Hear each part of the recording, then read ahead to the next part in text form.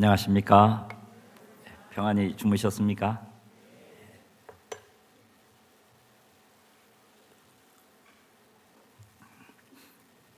성경 말씀 히브리서 6장 1절부터 8절 말씀을 읽겠습니다.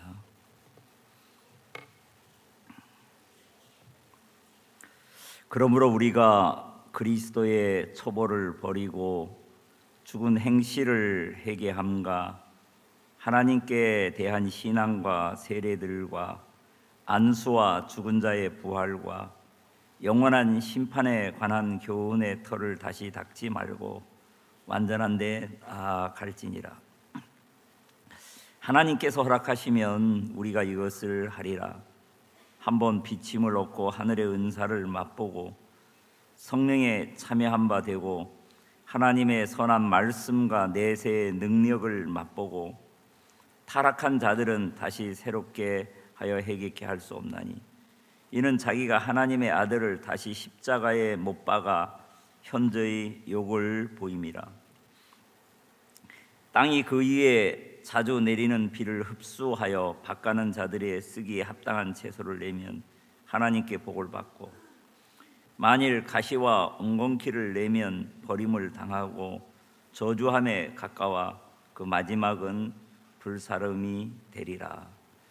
8절 말씀까지 읽었습니다.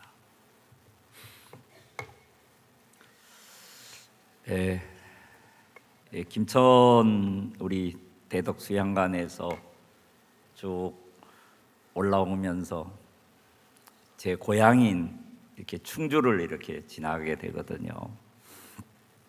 거기 제 고향 생각이 많이 나더라고요. 고향 땅을 이렇게 딱 지나고 거기에 보면 또 천둥산 울고 넘는 닭잘대. 제 고향에서 보면 그 산이 이렇게 보이거든요. 옛날에 장로교회 다닐 때 마음에 이 죄를 해결받고 싶어서 친구들하고 산에 가서 회개 기도했던 쪽도 생각이 나고 지나간 일들을 이래 하나 쭉 하나하나 더듬어 보니까 이 구원받은 것이 너무 크고 진짜 귀하다는 마음이 참 들거든요. 저는 이제 고등학교를 졸업을 하고 대학을 진학을 안 했어요. 한번 제가 생각을 해봤어요. 친구들 대학 가는 거 하고 대학 갈 돈을 먼저 받아가지고 아버지가 전 학비를 대줄 거 아닙니까? 그래서 그 돈을 가지고 일찍 사업을 하면 친구들보다도 더 빨리 내가 성공을 할 것 같아요. 그래서 아버지에게 아버지 저는 대학 가는 것보다도 일찍 사업을 하겠습니다.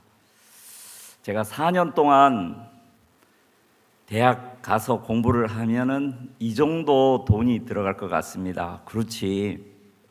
그걸 미리 어차피 줄 거니까 저에게 주십시오. 사업을 하겠습니다. 그러니까 저희 아버지가 바로 주겠습니까? 안 주겠습니까? 그래, 우리 아들 사업 잘하지. 그게 아니라 내가 너를 한다. 안 돼. 사업은 아무나 하는 게 아니야. 아버지 이제 고등학교 졸업하고 저도 이제 성년이 됐습니다. 한번 저를 믿어 주십시오. 계속 아버지에게 졸랐어요. 근데 분명히 망한다. 아닙니다. 왜 망합니까? 그러니까 아버지가 이제 견디지를 못하고 해줬어요. 너무 멀리는 가지 말고 아버지 철공소에서 한 50m 떨어진데 가게를 하나 얻어주고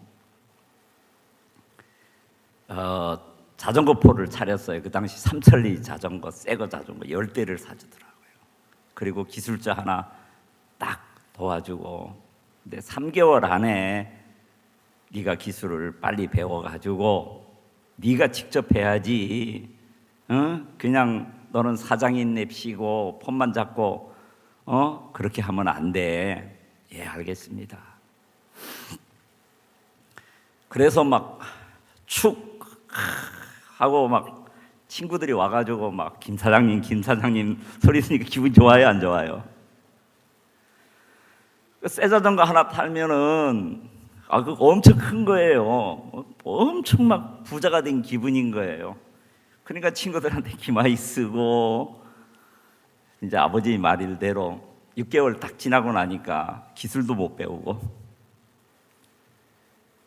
새 자전거는 하나도 없고. 왜? 돈을 새 자전거 팔면은 거기 이제 뭐 몇천 원 남는 건데, 그러면 또 자전거를 사다가 놓고 몇천 원 안에서 기술자 월급 주고 해야 되는데 주머니에 들어오면 그 돈이 다 내 것 같은 거예요. 그러니까 6개월 만에 사업 접었거든요.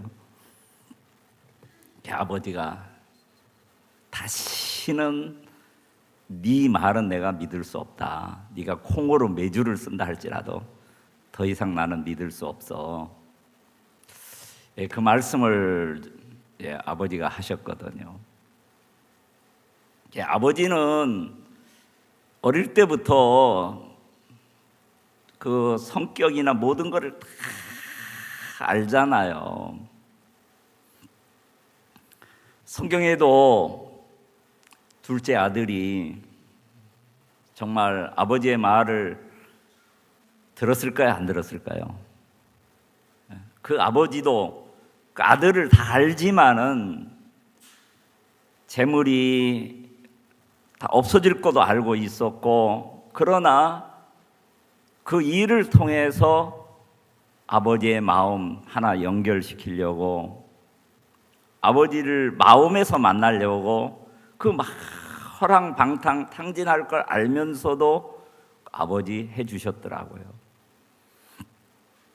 아버지와 함께 지낼 때는 전혀 같이 살면서도 아버지의 마음을 전혀 몰랐잖아요.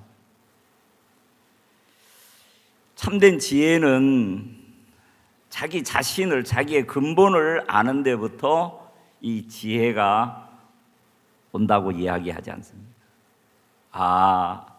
정말 가서 자기가 망하고 나서야 그때 아버지가 하셨던 말씀이 참 맞구나. 내가 참 어리석었구나. 나를 믿으면은 진짜 망할 수밖에 없구나.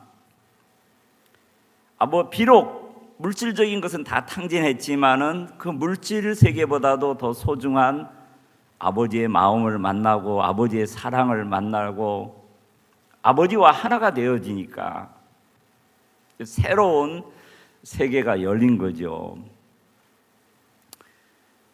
그래서 저도 진짜 저희 가정에서 장남이지만은 참 아버지로부터 제 주위에 있는 식구들로부터 인정을 받을 수 없는 그런 사람이었었어요. 그래도 예수님으로 말미암아 참 내가 변화를 받고 싶어서 이 종교의 마음을 참 쏟았거든요. 나중에는 이제 서울에 가서 자동차 정비를 아는 형을 따라서 가서 배워서 다시 자동차 정비 공장을 해야 되겠다. 그래서 정비 기술을 배웠습니다.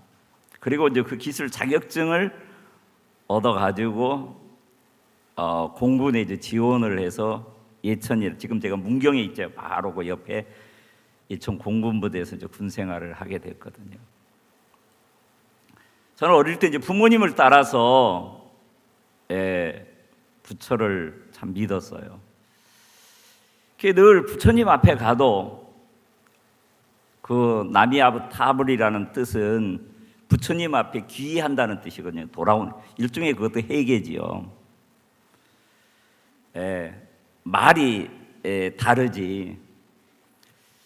여전히 내 마음에 죄가 많은 거예요. 그래서 예천에서 군 생활을 할 때 목요일 날은 이제 법당에 가서 스님이 하는 이야기를 듣고 또 일요일 날은 미사도 드리고 신부님 설교하는 것도 듣고 또 그게 마치고 나면은 이제 기독교 예배도 드리고 안 믿는 것보다는 다 믿자. 왜? 누가 내 죄의 문제를 해결해 줄지를 모르니까. 그래서 많은 어떻게 이 죄의 문제를 해결할 수 있을까 굉장히 사실 방황을 했어요. 그래도 정확하게 어떻게 이 죄의 문제가 해결되는지 목사님들도 신부님도 정확하게 가르쳐 주지를 못했어요. 박 목사님이 예천 공군부대에 하러 오셔서 참 그 말씀을 참 들으면서 내가 사마리아인이 아니라 내가 강도 만난 죽어가는 자구나.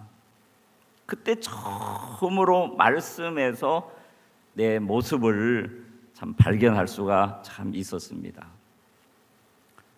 그리고 얼마 지나서 황대순이라는 구원받은 그 친구가 교통사고로 죽는 그 일을 통해서 나도 언젠가는 죽음이라는 것이 어떤 예고돼서 오는 것이 아니라 갑자기 찾아오잖아요. 얼마 전에도 그 상주 그 도로에서 블랙 아이스로 말미암아 큰 교통사고가 나가지고 거의 8명 가깝게 수십 명의 부상자와 8명 현장에서 그렇게 큰 사고가 났잖아요. 저도 그 친구의 참 죽음을 보면서 나도 어느 날 갑자기 이 죽음이 찾아오게 되면은 나 지옥 갈 수밖에 없구나. 왜? 하늘나라는 거룩한데 내 마음에 분명히 죄가 있기 때문에. 5월 24일 날 저에게 질문을 했던 김상병님 거듭났습니까? 구원을 받았습니까? 죄가 있습니까? 그 질문한 그 내용, 처음에는 자존심이 상해서 나갈 수가 없었는데 더 이상 미룰 수가 없더라고요. 그래서 그 형제에게 전화를 해가지고 복음을 듣고 구원의 확신을 얻고 난 이후에 너무 정말 행복했거든요. 그 다음 날 제 고향인 충주로 문경 세제를 넘어서 가는데 그전에는 늘 이 죽음에 대한 두려움, 혹시나 사고가 나면은 나는 분명히 지옥 간다, 그 마음 때문에 늘 그 버스를 타기 전에 기도를 했거든요. 하나님, 사고 나서 죽으면 저는 분명히 지옥 갑니다. 사고 안 나게 해 주십시오. 그날 구원받고 차를 타는데 너무 감사한 거예요. 나는 오늘 죽는다 할지라도 하늘나라 갈 자신 있다. 이걸 누군가가 막 이야기를 하고 싶은 거예요. 그래서 운전기사 옆자리에 앉아가지고 운전기사 아저씨, 이 버스가 어디로 갑니까? 아니, 군인 아저씨 어디로 가는지도 모르고 탔어요. 그야 충주 가지요. 만약에 이 문경 세제에서 이 차가 굴러가지고 사고가 나가지고 기사님도 죽고 저도 죽는다면은 선생님의 영혼은 어디로 가겠습니까? 하여간 내 마음에 내가 이 구원받은 이것을 누구에게나 이야기하고 싶어서 이야기를 하니까 기분 좋겠어요, 안 좋겠어요? 쓸데없는 소리 하지 말고 잠이나 주무시오. 그러나 참 내 마음에 이 받은 이 기쁨, 구원의 감사함 참 전하고 싶었거든요. 여동생한테 전하니까 오빠가 이상해졌다고, 군대 가서 내가 오빠를 아는데 어떻게 오빠가 죄가 없어? 한 달 뒤에는 다시 휴가를 받아서 동생한테 이야기를 하니까 오빠, 나도 죄가 있어. 어떻게 죄 사함을 받아? 쭉 복음을 전해주니까 여동생이 이 복음을 받아들이고 참 구원을 받아들이더라고요. 나중에 제대를 하고 또 선교학교에 들어올 수 있도록 하나님이 이끌어 주셔서 진짜 이 복음을 전하는 기쁨보다도 더 이 세상에 기쁨이 진짜 없는 거예요. 정말 저는 구원받기 전에 우리 가정에서나 주위의 친척들로부터 인정을 받지 못했거든요. 방학 때 이모 집에 가면은 다른 동생들은 오는 걸 다 좋아하는데 종독이는 보내지 말라고 해요. 그렇게 주위의 친척들로부터도 인정을 받지를 못했어요. 근데 구원을 받고 나니까 진짜 부모님도 저를 인정을 해주고 동생들도 제 말을 믿고 주위에 있는 사람들이 다 인정을 해주니까 좋아요, 안 좋아요? 네, 너무 좋고 감사한 거예요. 네, 어제도 우리가 가불 땅에 대한 이야기를 참 들었죠. 그렇죠? 그 갈릴리 땅에 실제 그곳에 예수 그리스도가 우리를 구원하실 구세주가 태어날 걸 알았으면은 정말 그 땅을 무시하지 않았겠지요. 때때로 우리가 이 큰 구원을 받고도 실제로 이 구원의 가치를 얼마나 알겠습니까?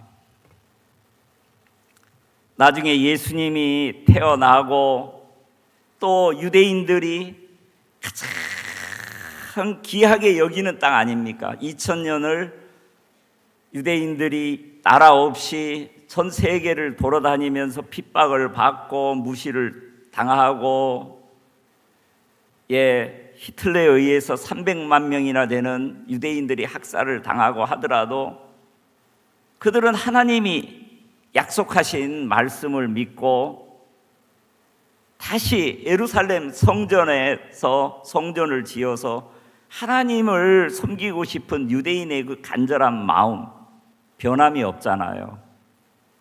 결국은 그 약속을 믿고 1948년 5월 14일에 독립을 했잖아요. 물론 미국에서 정말 더 좋은 땅을 주려고 했지만은 그들은 세계 어떤 땅도 원치 않았거든요. 정말 예루살렘 성전, 왜? 그곳에 하나님의 약속이 있었기 때문에 지금도 유대인들이 통곡의 벽에서 기도하고 하는 것은 그 모스크가 무너지고 다시 성전을 지어서 그 하나님을 섬기고자 하는 유대인들의 그 간절한 마음은 그 땅의 가치를 우리가 돈으로 환산할 수가 없지요. 여러분들 알래스카라는 땅이 있죠. 러시아가 진짜 가난하고 어려웠을 때 그 땅을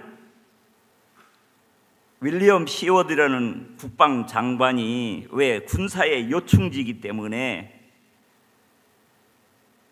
정말 그 땅을 그 당시에 720만 달러에 샀거든요. 자, 러시아도 굉장히 그 땅을 팔고 난 다음에 괴로워했겠습니까? 좋아했겠습니까? 예? 좋아했어요.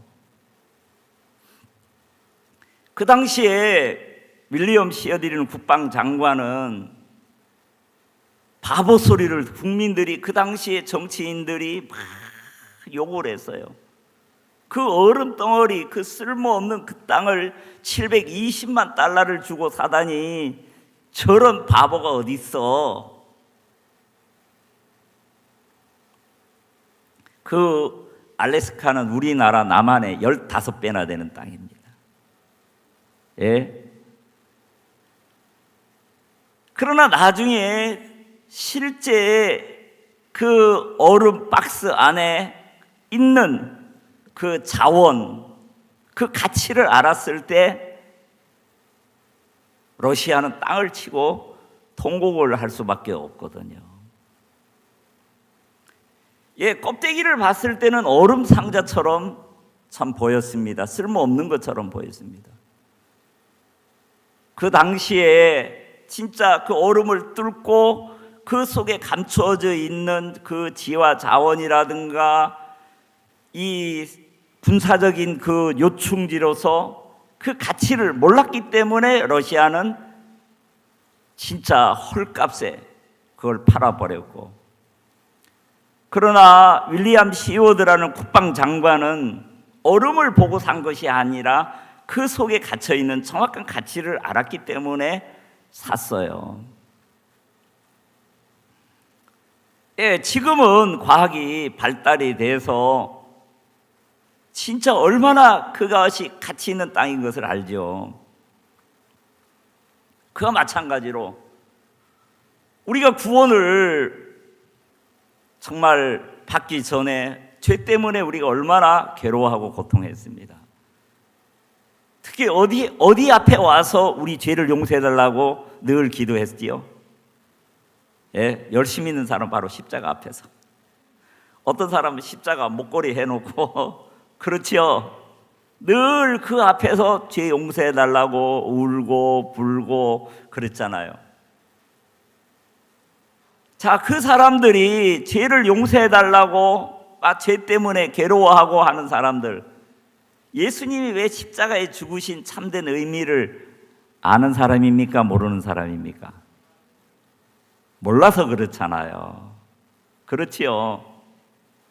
이미 2000년 전에 우리 죄가 다 사해지고 거룩하게 만들어 놨는데 그 사실을 알지 못했기 때문에, 믿지 못했기 때문에 늘 죄 때문에 괴로워하고 누구한테 쏘갔습니까?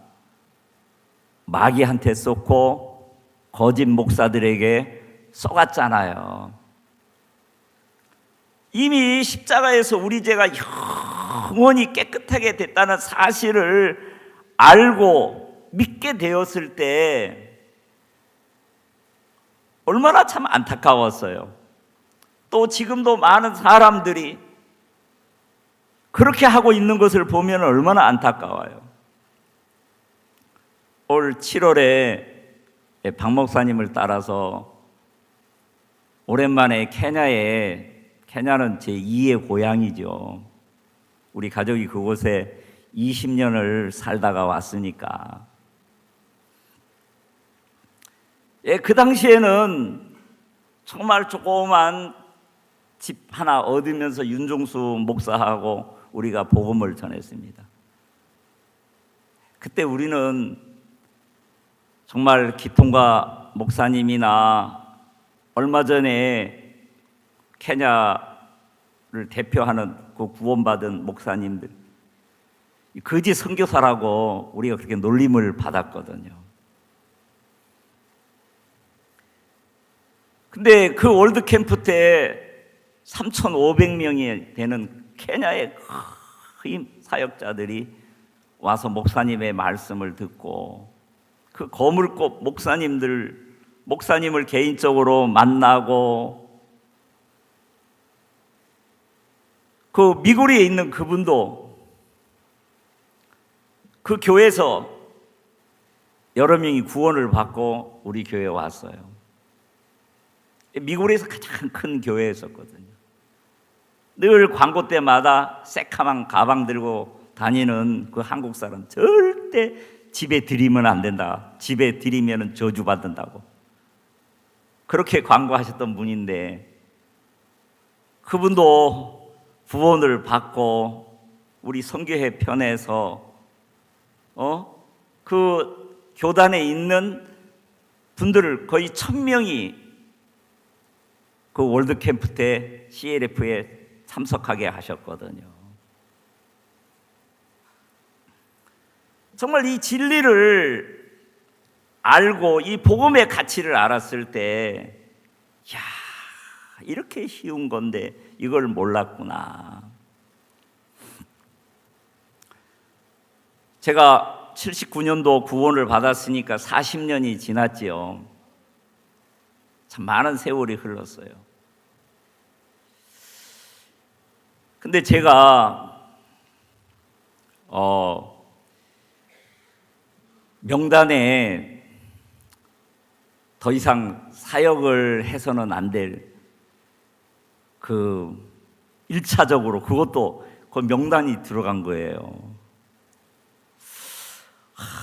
제 마음에 좋았을까요? 안 좋았을까요? 안 좋지요. 그래서 목사님하고 몇몇 우리 사역자들 앉아서 목사님 교제를 해 주시더라고요. 목사님이 그동안 수없이 들었던 또 간증을 해 주시더라고요. 내가 처음 구원을 받았을 때 나는 정말 세상에서 가장 비참한 사람이었었고 진짜 내 생각을 믿으면은 나는 망한다는 것을 그때 확실하게 알았어. 그 간증을 자주 목사님 들려주시잖아요. 참 목사님이 그 말씀을 참 들으면서 처음 구원받았을 때 하나님 앞에서 보여진 그 마음, 그 초심을 목사님은 잃지 아니하고 계속해서 간증을 또 하시고 하면서 그 마음이 그쪽으로 항상 돌아가시더라고요. 그러면서 왜 자네들이 더 이상 쓸 수 없는 사람이 되었는지 알아. 자네들은 너무나도 교만해졌어. 타락해서 하나님이 쓰시고 싶어도 쓸 수가 없어. 나도 자네들을 쓰고 싶지만 쓸 수가 없어. 그 말씀을 참 들으면서 구원받기 전에 저희 아버지가 하셨던 이 생각이 나는 거예요. 그때 제가 20살 때였었는데 난 더 이상 네 말을 믿을 수가 없어. 네가 콩으로 매주를 쓴다고 해도 더 이상 너를 믿을 수 없어. 교회 안에서 40년을 지나고 내 나름대로 복음을 위해서 산다고 또 복음을 위해서 아프리카에서 많은 질병과 싸우면서 그렇게 살았는데 진짜 목사님한테 육신의 아버지에게 들었던 이야기를 또 참 듣고 있는 내 모습을 참 보겠는 거예요.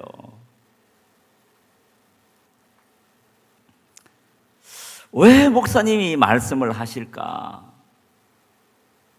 진짜 생각을 해보고 성경을 읽고 하면서 진짜 내가 40년이 넘게 교회 안에 있었지만은 아직도 목사님의 마음을 정말 모르는 사람이구나. 옛말에 백문이 뭐라 그랬습니까? 불일견. 100번 듣는 것보다 한 번 보는 게 낫다 그러잖아요. 자, 우리 아버지가 돈을 잘 벌었어요. 젊었을 때. 그러면 돈을 잘 벌면은 뭐가 쌓여야 됩니까? 돈이 쌓여야 되는데 돈은 안 쌓이고 소주병만 쌓이더라고요. 그러죠. 그걸 보면서 저는 다시는 나는 아버지처럼 안 살 거야. 아버지는 너무 술을 좋아하셔. 고향이 평양이시거든요. 늘 고향 생각을 하면서 그렇게 술을 드셔요. 근데 수없이 들은 것보다도 나는 그렇게 안 살 거야 각오하고 결심을 했는데 나중에 보면 어떻게 해요? 그렇게 싫어했던 길을 그대로 가고 있는 거예요. 이게 듣는 것보다 뭐가 더 능력이 커요? 예, 뇌에는 본 것이 딱 기록이 되어져 있는 거예요. 마음은 이렇게 살아서는 안 된다고 하면서도 끌려가는 거예요. 왜? 본 것이 뇌에 기록이 되어 있어가지고. 자, 우리는 수없이 하나님의 말씀을 이 교회 안에서 참 듣습니다. 예, 듣기만 하는 것이 아니라 우리 선교회에서는 목사님이 하나님의 말씀을 듣고 믿은 것을 실제 삶으로 목사님이 다 보여주시잖아요. 그래요, 안 그래요? 예, 듣기만 하는 것이 아니라 직접 목사님이나 믿음을 가진 종들이 어떻게 사는지 현장에서 그대로 보여주잖아요. 예, 믿음은 들음에서 납니다. 그렇지요? 근데 수없이 들어도 내가 믿지 아니하고 그렇게 삶을 살지 못한다면은 듣는 겁니까? 못 듣는 겁니까? 안 들은 거죠. 왜 못 듣지요? 우리는 기모거리 독사로 태어났기 때문에. 이 히브리서를 기록하게 된 배경이 있습니다. 그 당시에 이 히브리서는 특히 거듭난 히브리인들을 위해서 기록을 해놓은 것이거든요. 그 당시에 이 유대인들은 로마의 속박 아래에 있었습니다. 속박. 예, 우리나라가 일본의 식민지 아래에 있었던 것처럼. 자, 그들은 어떤 구원을 바랬느냐 하면은, 어떤 메시아를 기다렸느냐 하면은, 이 로마라는 속박 아래에서 메시아가 와서 왕으로 메시아가 오시게 되면은 우리를 로마에서 해방시켜 주실 것을 기대를 했어요.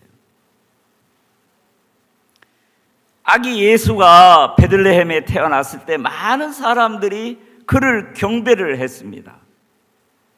그리고 그들은 그 아기 예수가 자라서 진짜 예루살렘의 보좌에 앉아서 자기들을 괴롭히는 그 로마인들을 다 쫓아나고 이제 왕위에 올라서 예수님과 함께 왕노릇하기를 기다렸어요.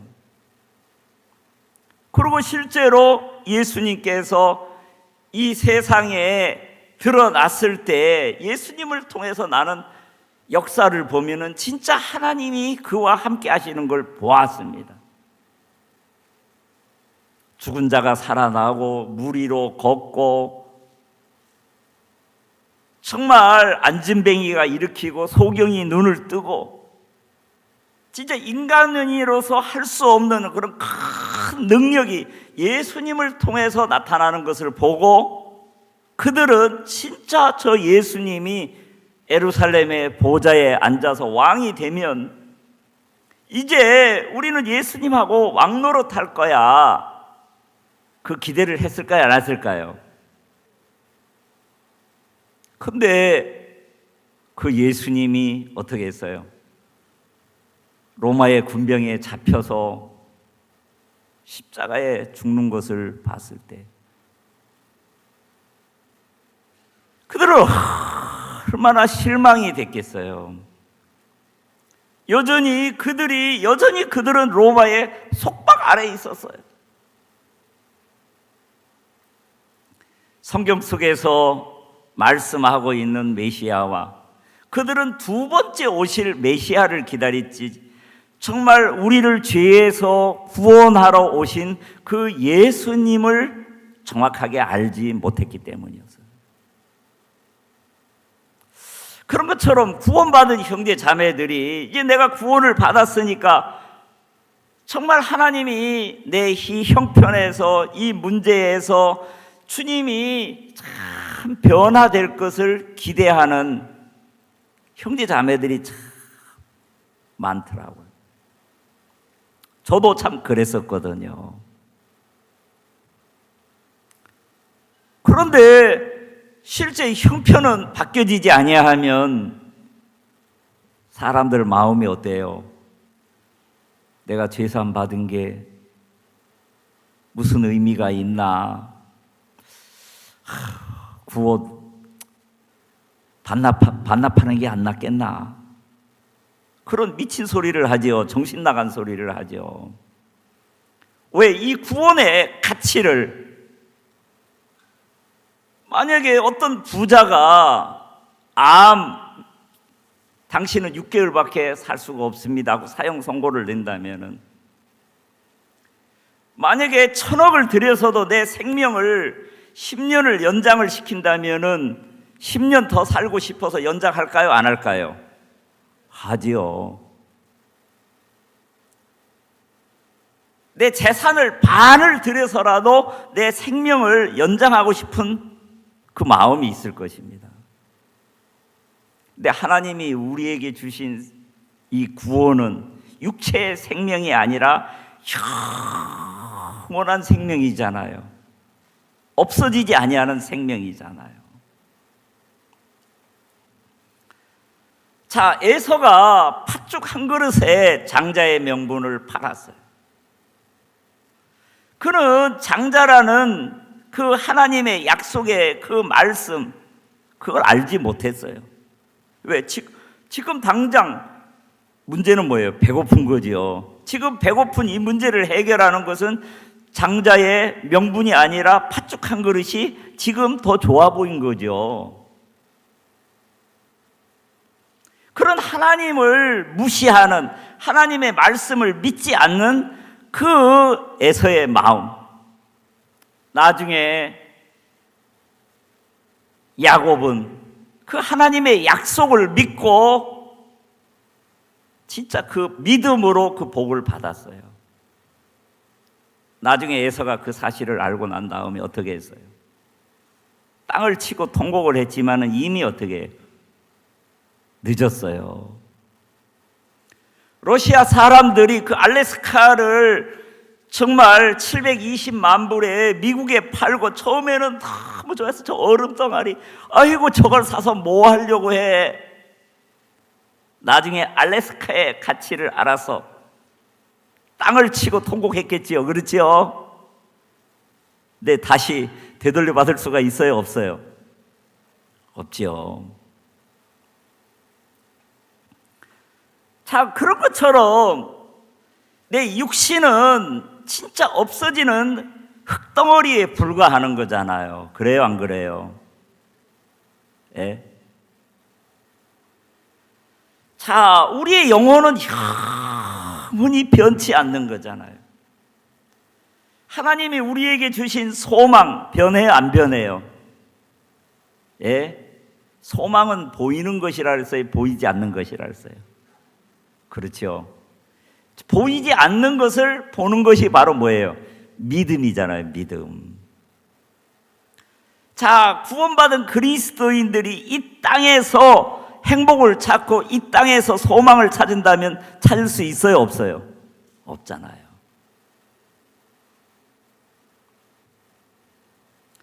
우리의 소망은 어디예요? 하늘에 속한 거잖아요. 우리의 소망은 복음이잖아요. 예수님이잖아요. 이 히브리서 6장에서 이야기하고 있는 이 사람들, 정말 구원을 받은 사람이죠. 여기 4절에 보면 한 번 비침을 얻고, 자, 빛이 들어왔다는 거죠. 마음에 하늘의 은사를 맛보고, 우리가 죄 사함을 받고 나면 하나님이 은사를 주셔요, 안 주셔요? 뭐 섬기라고? 복음 섬기라고, 교회 섬기라고 은사를 주시잖아요. 자, 은사만 주시는 것이 아니라 그 은사를 쓰기 위해서 직분도 주시잖아요. 그래요, 안 그래요? 예. 그런 은사도 맛보고 하늘의 은사를, 성령에 참여한 바 되고, 성령의 그것도 보고 하나님의 선한 말씀과 내세에 모두 맛봤어요. 능력도 맛봤다는 거죠. 하나님의 이 교회 안에서 성령이 역사하는 것도 전부 다 눈으로 보고 했는데 이 사람들이 어떻게 됐어요? 타락했다는 거죠. 왜 타락했을까요? 예. 자, 만약에 하나님이 허락하시면 그렇게 하고 싶다는 거죠. 그 당시에 히브리인들이 정말 이 복음을 깨닫고 그 당시에 로마의 핍박도 받고 또 유대교라는 종교의 핍박도 받고, 제가 아주 오래전에 독일 집회를 갔다가 시칠리아라는 이탈리아에 거기 구원받은 자매 하나를 만나기 위해서 간 적이 있었어요. 그때 카타콤이라는 그 당시에 로마 시대 때 그리스도인들이 살았던 그 동굴을 들어가 보게 되었어요. 왜? 거기서 마음껏 찬송 부를 수 있고 거기서 마음껏 구원받은 그리스도인들이 자유롭게 교제할 수 있는 유일한 장소였어요. 중간중간 거기 유리 창문이 있는 것이 아니라 이렇게 원형으로 유일하게 햇빛 들어올 수 있는 것이 비밀 통로로, 그래서 그 외부에서 들어오는 햇빛에 그걸 통해서 성경을 보고 그들은 하나님을 찬양하고 교제했어요. 그 카타콤이라는, 원래는 그것이 묘가 있는 곳이거든요. 왜? 거기서 자유롭게 예배를 드릴 수가 있는 장소였었고 그들의 피난처였었기 때문에 그 길이가 어떤 그 동굴은 몇백 킬로나 되는 동굴이 있었어요.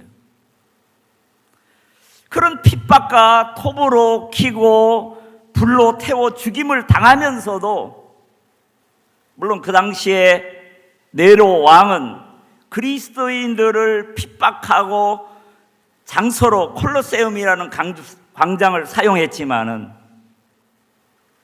반대로 하나님은 그 콜로세움이라는 그리스도인들이 죽는 그 장소를 통해서 복음을 전하는 장소로 하나님은 사용했어요.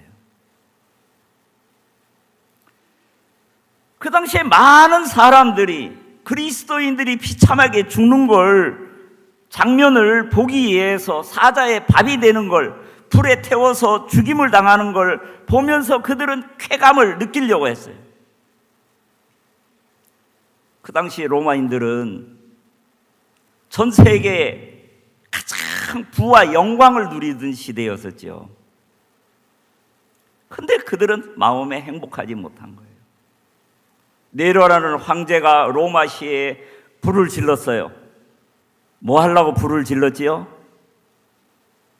네? 그런 예술이 시 쓰려고. 그 로마시가 불타는 걸 보면서 시 한 편을 쓰기 위해서 그렇게 불을 질렀어요. 근데 나중에 네로 황제가 로마시를 고의로 불을 질렀다는 이야기를 듣고 폭동을 하려고 하니까 자기가 지지는 죄를 누구한테 그걸 전가시켰습니까? 그리스도인들에게 전가시켰죠.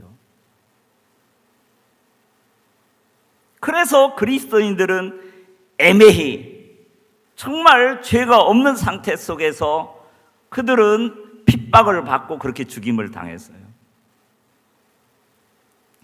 그래서 그들은 그 핍박을 피해서 숨어서 그들이 간 곳이 무덤 속이었어요. 카타콤의 동굴이죠. 근데 하나님은 잡혀서 복음을 전하다가 로마 군인들에게 끌려와서 콜로세움 그 광장을 복음 전도하는 전도 장소로 바꾸신 거예요. 정말 많은 사람들이, 모든 인간들은 죽음 앞에 서면 두렵습니까? 안 두렵습니까? 두렵지요. 아무리 권세를 가진 사람이든 아무리 많은 돈을 가진 사람이든 죽음 앞에서 딱 서면은 두려운 거예요. 근데 그 당시 그리스도인들은 죽음 앞에 섰지만은 그들은 두려워하지 않았어요. 왜? 그들 마음속에 이 죽음을 이기신 예수님이 그들 마음속에 있었기 때문에. 정말 사자에게 찢김을 당하고 하면서도 그들은 하나님을 찬양했어요. 그렇지요? 그들은 많은 의문을 갖게 됐습니다. 저 어린 소녀들이 정말 저 사람이 왜 죽을까? 그래서 그들은 비밀리에 그들이 만나고 카타콤의 동굴에 들어가서 지도자를 만나서 알고 보니까 예수님 때문이었습니다. 그들이 구원을 받고 나중에 많은 장군들도 구원을 받고는 나도 그리스도인이다 하면서 코바디스의 영화 보면 사자하고 싸우고 그런 일들이 나오잖아요. 아무리 핍박을 해도 이 복음을 전하는 그리스도인들을 제거할 수 없을 때 콘스탄티누스 대황제가 국교로 삼아버리죠. 그랬을 때 로마의 시민의 70%가 이미 뭐가 되어 있었어요? 그리스도인이 되어 있었거든요. 그런 핍박이 끝이 나고 그들이 정말 자유롭게 하나님을 섬길 수 있었던 것 같지만 그들은 하나님을 섬기는 것이 아니라 어디로 흘러갔어요? 육신으로, 세상으로 흘러가서 며칠 전에 제 아들이 아르메니아라는 도시에 출장을 갔는데 바로 파키스탄 바로 옆에 있는 나라죠. 자, 그들은 노아의 후손이라고 자처하고 이 이슬람하고 싸우기 위해서 200만 명이 하나님을 믿는다고 죽임을 당했답니다. 그리고 800만 명이 도저히 그 터키를 이길 수 없어가지고 해외로 피신을 하고 지금 아르메니아에 살고 있는 인구는 300만밖에 안 된다 그러더라고요. 그들은 정말 그 아라랏산이 바로 보이는데 자기들은 노아의 후손이라는 거죠. 그런데 그 나라에 복음이 있을까요, 없을까요? 근데 복음이 없는 거예요. 아니, 그 아르메니아 사람만 노아의 후손입니까? 여러분들도 노아의 후손이잖아요. 그렇죠? 예. 진짜 복음 때문에 핍박을 받는 것이 아니라, 우리는 노아의 후손이야. 그 생각 하나 때문에 지금도 그 나름대로 이 기독교를 지켜야 한다는 것 때문에 강대국들로부터 어려움을 당한다고 하면서 아빠, 아르메니아에 진짜 선교사를 보내야 되겠어요? 목사님한테 아빠 이야기하세요. 정말 가난하지만 거기에 총리나 많은 사람들이 식사하는 데 보니까 다 기도하면서 식사를 해요. 자, 복음 없이 그 핍박과 죽임을 참 당했더라고요.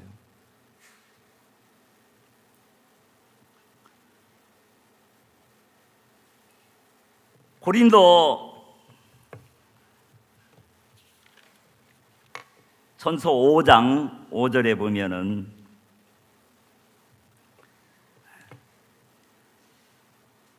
자, 구원받은 그리스도인들이 고린도 교회는 분명히 이 사람들이 죄사함을 받고 거듭났지만은 고린도 교회 안에 그 세상에서 옛날 하던 대로 음란, 분쟁 그런 것이 그냥 들어왔거든요. 분명히 예수님의 피로 거룩하게 되고 씻음을 받고 온전하게 되었는데 삶은 어떻게 해요?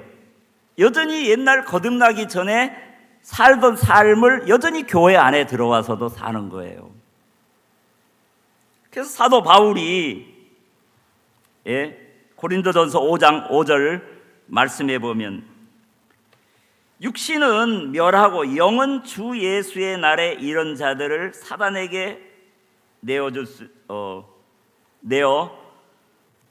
이런 자들을 사단에게 내어 이런 육신은 멸하고 영은 주 예수의 날에 구원을 얻게 하려 함이라 그랬거든요. 그렇죠?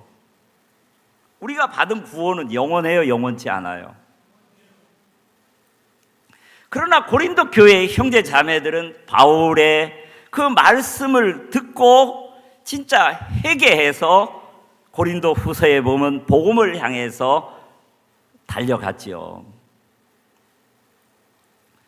교회 안에서도 오늘날 형제 자매들이 죄는 없어, 나 죄사함 받았어, 나 거듭났어, 말은 그렇게 하는데 삶을 보면은 별로 달라진 거예요. 세상 사람들하고 사는 거 별 차이가 없는 형제 자매들이 참 많더라고요.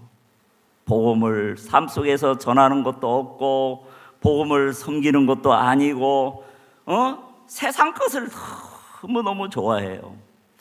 말을 들으면 거듭난 것 같은데 마음을 보고 삶을 보면은 세상 사람인 거예요. 여러분들 교회 안에도 그런 사람 있지요? 이 가운데는 없지만은, 그죠? 예, 세상 사랑했으면 수양에 왔겠습니까? 안 왔겠습니까? 예, 놀러 갔겠지요.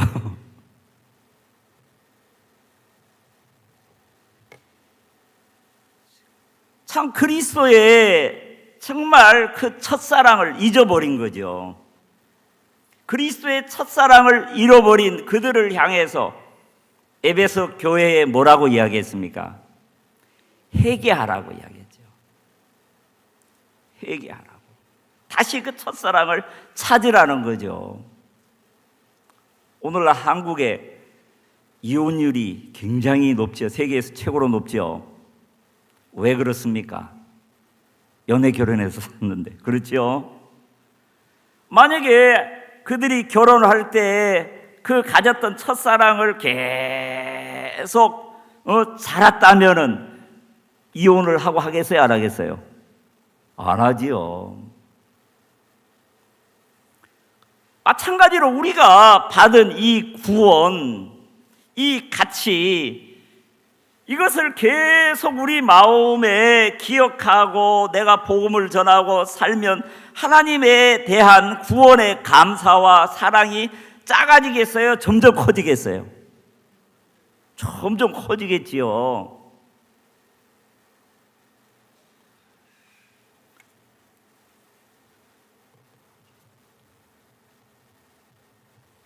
여기 8절 히브리서 6장 8절에 나온 말씀이 7절 8절에 땅이 그 위에 자주 내리는 비를 흡수하되 밭가는 자들의 쓰기에 합당한 채소를 내면 하나님께 복을 받고 만일 가시와 엉겅퀴를 내면 버림을 당하고 그 저주함에 가까워 그 마지막은 불사름이 되리라 그렇게 이야기를 했거든요. 자, 하나님이 우리 육체에게서는 아담이 범죄했을 때 저주를 했죠. 우리 육체에게서는 뭐가 나온다 그랬습니까? 가시와 엉겅퀴가 나온다 그랬죠. 근데 우리 안에 예수님을 통해서는 뭐가 나오겠습니까? 생명이 나오고 사랑이 나오고 소망이 나오고 기쁨이 나오고 감사가 나오지요. 그와 마찬가지로 정말 내가 이 복음을 섬기고 복음을 향해서 달려가는 사람들에게는 그 사랑과 기쁨과 감사가 점점 커질 수밖에 없는 거예요. 그러나 내가 육체의 욕망에 육신의 생각에 이끌리게 되면 내 육신에게서 나오는 것은 뭐밖에 없다고요? 가시와 엉겅퀴밖에 없는 거예요. 그러면 주위에 있는 사람에게 고통을 주고 괴로움을 주고 나도 그 고통을 받잖아요. 마치 거듭나지 못한 사람들이 십자가 앞에서 죄 용서해 달라고 울고 불고 우리가 그걸 보면 야, 저 사람 어리석다. 우리 죄가 영원히 다 해결됐는데 저 사실을 알지 못하고 죄 사달라고 참 그들을 보면 안타깝고 어리석어 보이지요.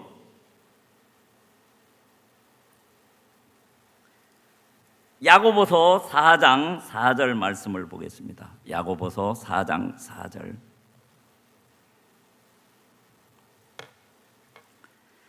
간음하는 여자들이여 세상과 벗된 것이 하나님의 원수임을 알지 못하느뇨.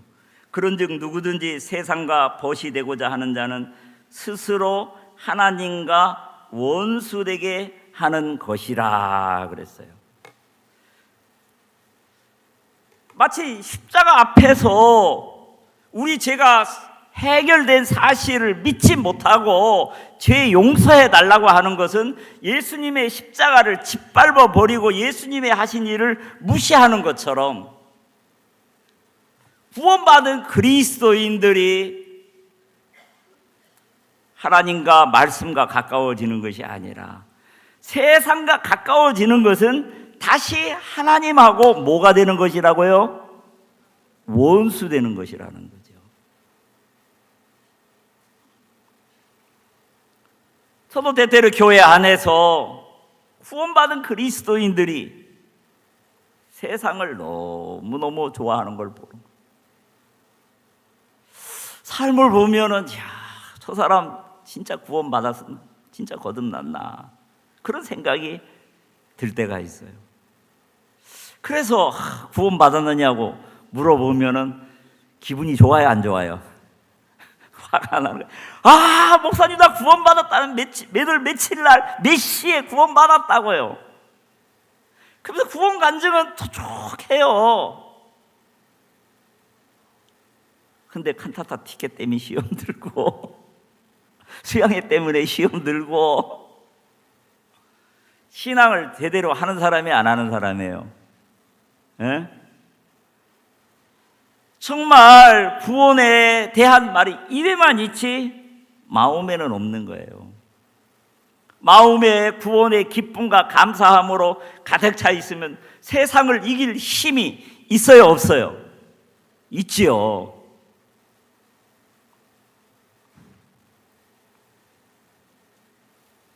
히브리서 13장 7절 말씀을 하고 있습니다. 히브리서 13장 7절입니다. 하나님의 말씀은 너희에게 이르고 너희를 인도하던 자들을 생각하며 저희의 행실의 종말을 주의하여 보고 저희 믿음을 어떻게 해요? 본받으라. 정말 우리를 말씀으로 인도하는 종의 삶을 정말 보고 배우라는 거죠. 믿음의 결과가 어떻게 우리 선교 안에 나타나고 있습니까? 그라시아스 합창단을 통해서, CLF를 통해서, 굿뉴스콜을 통해서, 믿음에 실제로 목사님이 어떤 말씀만 가르친 것이 아니라 그 말씀을 믿고 삶을 통해서 직접 보여주잖아요. 그것을 어떻게 우리는 배워야 한다는 거죠. 우리가 진짜 배우지 아니하고 묻지 않은 것이 얼마나 진짜 악합니까? 사울 왕의 죄가 뭡니까? 하나님을 믿지도 않았지만은 하나님에 대해서 배울 수 있는, 믿음에 대해서 배울 수 있는 다윗을 가장 가까이 두고도 배우지 아니하고 오히려 믿음으로 달려가는 다윗을 어떻게 하려고 했어요? 죽이려고 했어요. 그것이 얼마나 하나님하고 원수된 일이에요. 회개할 수 있는 기회를 40년 동안 줬는데 끝까지 회개하지 아니하고 사울과 함께 멸망을 당하더라고요. 저도 진짜 교회 사역을 하고 복음을 전하고 하나님의 정말 능력이 나타나고 그런 사역자들이 사역을 그만두고 세상으로 가는 모습들을 참 보면서 저도 생각을 참 많이 해야 되겠더라고요. 왜 갔을까? 정말 처음 이 복음을 듣고 구원을 받고, 이 복음은 내 자신보다도 재산보다도 이 세상에 이보다 더 귀한 것이 없다고 사업도 버리고 공부도 버리고 정말 이렇게 복음을 전하다가 왜 그들이 세상에 갔을까? 이 큰 구원을 가볍게 여겼더라고요. 하나님이 이 시대에 세운 종을 정말 소홀히 여겼더라고요. 하나님의 그리스도의 몸인 교회를 진짜 무시해서 그들은 자기가 떠난 것이 아니라 하나님이 이 복음을 지키기 위해서 하나님이 사단에게 내어줬다는 마음이 참 들더라고요. 참 그런 모습을 참 보면서 제 영혼을 참 돌이켜보게 되는 거예요. 왜 목사님이 저렇게 안타깝게 책망을 하시고 왜 정리를 해야 한다고 하실까? 다른 이유가 아니다. 이 복음 하나 지키기 위해서. 이것은 하나님이 주신 기업이고 이 기업을 내 자식 대 손자 대대로 물려주기 위해서 복음 하나 때문에 저렇게 목사님이 안타까워하고 싸우시는구나. 여러분들도 직접 보고 하나님이 교회 안에서 일하시는 걸 봅니까? 안 봅니까? 예. 정말 이제 이 해도 얼마 안 남았지요. 정말 2019년 우리가 상상할 수 없는 일들이 하나님의 몸인 교회로 말미암아 참 이루어졌습니다. 정말 우리가 받은 이 큰 구원, 하나님이 우리를 복주기 위해서 세운 당신의 종, 또 그리스도의 몸인 이 교회 얼마나 귀한 것입니까? 알래스카 땅보다도. 그렇죠? 예. 내가 진짜 하나님의 받은 이 구원의 이 기쁨을 잃어버렸다면 우리는 진짜 땅을 치고 진짜 하나님 앞에 나오고 또 주의 종들에게 정말 묻고 정말 배워야 한다는 거죠. 그러나 우리가 배우지 아니하고 나 구원 받았어, 나 죄 없어, 그것으로 안다면은 우리는 여전히 세상의 죄인들이 예수님을 짓밟고 죄를 사해준 그 사실을 믿지 않고 살아가는 것이나 거듭난 그리스도인들이 정말 복음 앞에 달려가지 아니하는 것은 더 큰 진짜 하나님 앞에 원수로 사는 것이라는 사실을 기억해야 될 것입니다. 여러분들이 2020년 정말 지금까지 어떻게 살아왔든 버리고 예수님 안에서 정말 2020년에 하나님 저를 통해서 한 영혼만이라도 하나님 거듭나게 해 주십시오. 교회 안에 세워지는데 하나님 저를 사용해 주십시오. 그러면 하나님이 한 영혼으로 만족하겠습니까? 안 하죠. 지난 7월에 목사님을 따라서 케냐에 갔을 때 정말 한 주간 머물면서 복음을 교도서 여러분들 전했어요. 제가 20년 동안 복음 전한 것보다도 올해 케냐에 2번 갔었는데 진짜 2주간 한 달 동안 그 복음 전했던 것이 20년 동안 복음 전했던 것보다도 더 많은 영혼들에게 복음을 정말 전할 수가 참 있었거든요. 그렇게 마음껏 복음을 전할 수 있도록 누가 그렇게 준비를 했습니까? 진짜 하나님이 세운 종을 통해서 우리를 핍박하던 대통령, 비숍들, 장관들 다 하나님의 목사님의 믿음으로 얻게 하셔서 그 뒤에 따라다니면서 죽기만 해도 올해는 종들을 따라서 내가 한 나라만이라도 꼭 가봐야 되겠다. 해외 하나님이 일을 하시는 것을 참 보아야 되겠다. 저희 교회 집사님 한 분도 저 따라서 케냐에 가서 봤어요. 너무 놀랍고 감사하는 거예요. 그래서 지난 한 달 전에 저는 공부도 못하고 영어도 모르고 먼저 아들을 먼저 보내겠다고 케냐 국제학교 고등학교에 먼저 보냈어요. 그래, 네가 먼저 가서 케냐 말도 변하고 그 뒤에 동생들도 가고 나중에는 엄마 아버지 다 가. 네가 선교사로 가고 있는 거예요. 예, 목사님 알겠습니다. 한국에 있을 때보다 그거 더 행복하게 살더라고. 우리 교회에 있을 때는 피아노 칠 사람 많아가지고 피아노 칠 줄 알아도 기회가 없었는데 케냐가에 가니까 당장 막 반주하게 되어지고 여기저기 쓰임 받을 일이 너무너무 많은 거예요. 여러분들도 정말 이 구원의 기쁨을 회복하고 말씀 앞에 돌이켜서 정말 하나님 앞에 놀라운 영광된 일에 정말 함께하는 여러분들이 되기를 참 바랍니다. 기도하겠습니다.